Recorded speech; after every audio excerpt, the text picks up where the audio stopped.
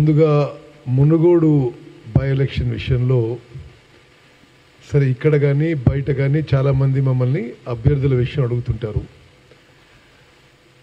ఇప్పుడు PCC president గారు మాకు మీటింగ్లో చెప్పిన విషయం నేను ఒకసారి అనౌన్స్ చేస్తున్నా.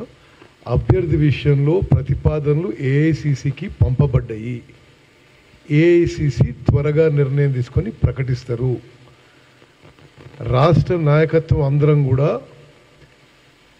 సమిష్టి కృషితో సమన్వయంతో మునుగోడు ఉప ఎన్నిక ప్రచారంలో పాల్గొని మా అభ్యర్థి గెలిచే విధంగా మా కృషి మా ఎఫర్ట్ ఉంటుందని చెప్పి కూడా నేను మనవి చేస్తున్నాను.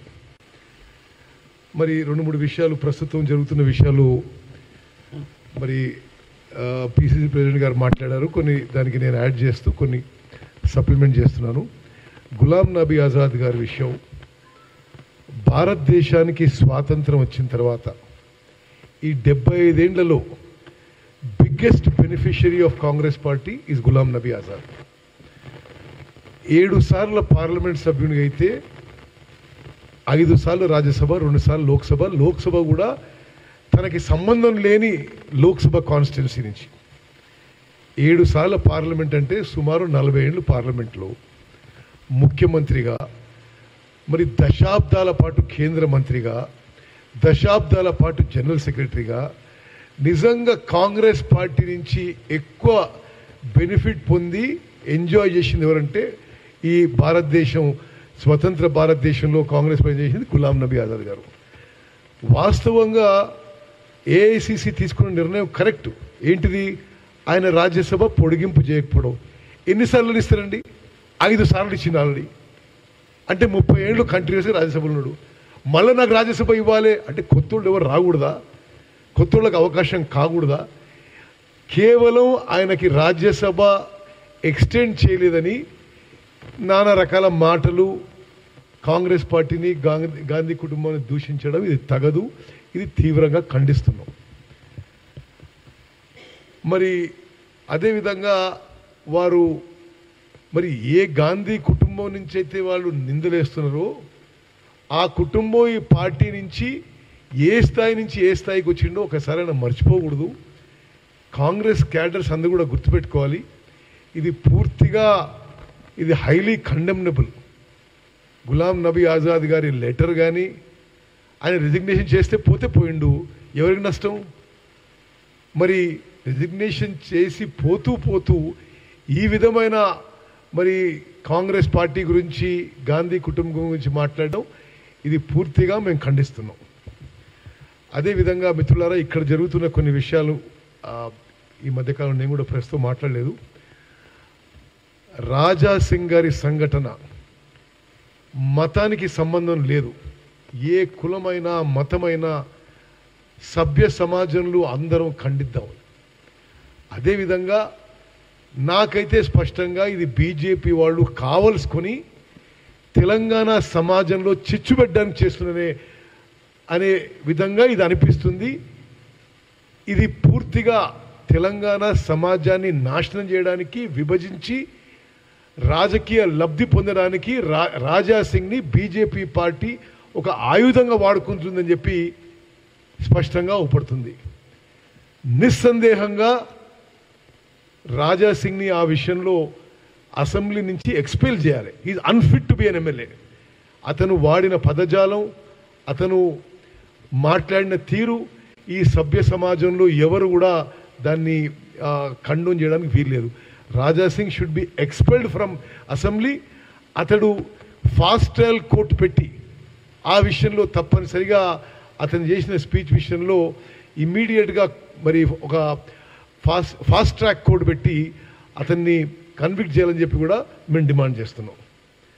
అదేవిధంగా ఇంకో విషయము అంటే ఈరోజు నిన్న జరుగుతున్న విషయం, కేంద్ర ప్రభుత్వం తెలంగాణ డిస్కామ్స్ని 6,756 కోట్లు 30 రోజుల్లో కట్టమని చెప్పి ఒక ఆదేశాలు ఇచ్చింది. ఇది కేవలం 5 ఏళ్ళ నుంచి పెండింగ్ ఇష్యూ. ఇది పార్లమెంట్ స్థాయిలో నేను ఎనర్జీ కమిటీ మెంబర్ కూడా దీని పూర్వపరాలు కూడా కొన్ని నాకు తెలుసు. 5-6 ఏళ్ల నుంచి పెండింగ్ ఉన్న ఇష్యూ ఈ మునుగోడు ఎలక్షన్ వచ్చిందనో మరొకటో తెలంగాణ ఆంధ్ర ఇష్యూస్ రేకెత్తించాలి, పబ్లిక్ అటెన్షన్ డైవర్ట్ చేయాలి అని చెప్పి వచ్చిన ఇష్యూ తప్పితే మరొకటి కాదు. ఇది పూర్తిగా ఈ టైంలో ఈ విధంగా కేంద్ర ప్రభుత్వం ఆదేశాలు ఇవ్వడం ఇది బీజేపీ టీఆర్ఎస్ కలిసి ఆడుతున్న డ్రామా అని చెప్పి నేను మనం చేస్తున్నాను. అదేవిధంగా మరి బీజేపీ వాళ్ళు ఈ రాష్ట్రంలో మొన్న అమిత్ షా వచ్చాడు, తర్వాత జేపీ నడ్డా వచ్చాడు, రకరకాల విషయాలు మాట్లాడుతున్నారు. మీరు కాళేశ్వరం ప్రాజెక్టులో కరప్షన్ అంటున్నారు. అరే సిగ్గుందా మీకు అంటున్నారు. నేను మీరు 8 ఏళ్ల పాటు కేంద్ర ప్రభుత్వంలో ఉండి నరేంద్ర మోదీ మాట్లాడతాడు, అమిత్ షా మాట్లాడతాడు, జేపీ నడ్డా మాట్లాడతాడు, మరి ఇంకెవరో చిన్న చిన్న తరుణ్ చుగ్గు వాళ్ళు కూడా మాట్లాడతారు. కాళేశ్వరం ప్రాజెక్టులో వెంటనే సిబిఐ ఈడీ ఎంక్వైరీ ఎందుకు ఆర్డర్ చేయడం లేదు? దానికి సమాధానం లేదు. మీరు పబ్లిక్ స్పీచెస్లో ఏదో మాట్లాడుతున్నారు కానీ మేము డిమాండ్ చేస్తున్నాం, మీరు మళ్ళోసారి పబ్లిక్ స్పీచ్లో మీరు మాట్లాడే ముందు ఇమీడియట్గా కాళేశ్వరం ప్రాజెక్టు, ఈ కరప్షను, మిషన్ భగీరథ దాని మీద వెంటనే సిబిఐ ఈడీ ఎంక్వైరీ ఆర్డర్ చేయాలి, దోషులను శిక్షించాలని చెప్పి కాంగ్రెస్ పార్టీ డిమాండ్ చేస్తుంది. మీరు ఆర్డర్ చేయకుంటే మీరు ఒక డ్రామా ఆడి మీరు దాంట్లో ఇద్దరు కలిసి ఒక తెలంగాణ ప్రజలని అటెన్షన్ డైవర్ట్ చేస్తున్నందుకు డ్రామా అని చెప్పి నేను మనం చేస్తున్నాం. అదేవిధంగా 2018లో తెలంగాణ ఏర్పాటైన ఏపీ రీఆర్గనైజేషన్ యాక్ట్ కింద తెలంగాణకి ఇచ్చే అష్యూరెన్స్ విషయంలో మీ ద్వారా యావత్ తెలంగాణ ప్రజానికాన్ని తెలియజేస్తున్నాను, ఒక్క హామీ కూడా, ఒక్క అష్యూరెన్స్ కూడా నెరవేర్చలేదు. ఈ ఏపీ రీఆర్గనైజేషన్ యాక్ట్ దేని ద్వారానైతే తెలంగాణ క్రియేట్ అయిందో it has a legal sanctity. లోక్సభలో పాస్ అయింది, రాజ్యసభలో పాస్ అయింది, ప్రెసిడెంట్ ఆఫ్ ఇండియా ద్వారా గెజెట్ నోటిఫికేషన్ ఉంది.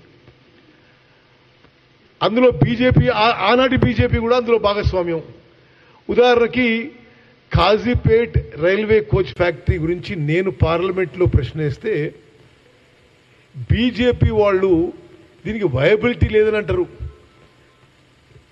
2014 నుంచి పెండింగ్ ఉన్న కాజీపేట్ రైల్వే కోచ్ ఫ్యాక్టరీ గురించి కదలిక ఉండదు, కానీ Vande Bharat coach manufacturing facilities ఈ మోదీ ప్రభుత్వం, ఈ కేంద్ర ప్రభుత్వం, ఈ బీజేపీ ప్రభుత్వం దేశంలో ఇతర లొకేషన్స్లో మొదలుపెట్టిన విషయం కూడా నేను మనం చేస్తున్నాను.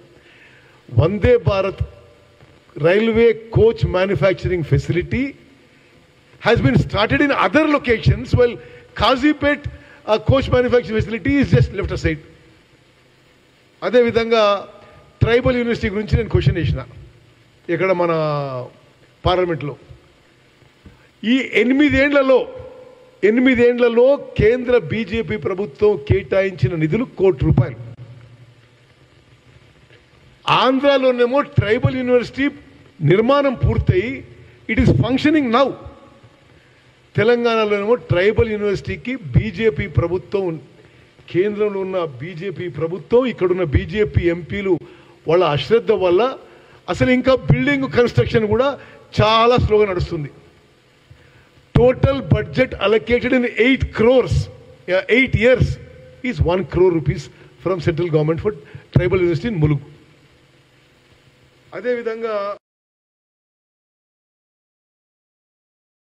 రంగారెడ్డి జిల్లా యావత్ తెలంగాణ బాగుపడాలనే ఉద్దేశంతో ITR information technology investment region అని మేము మంజూరు చేసినాం.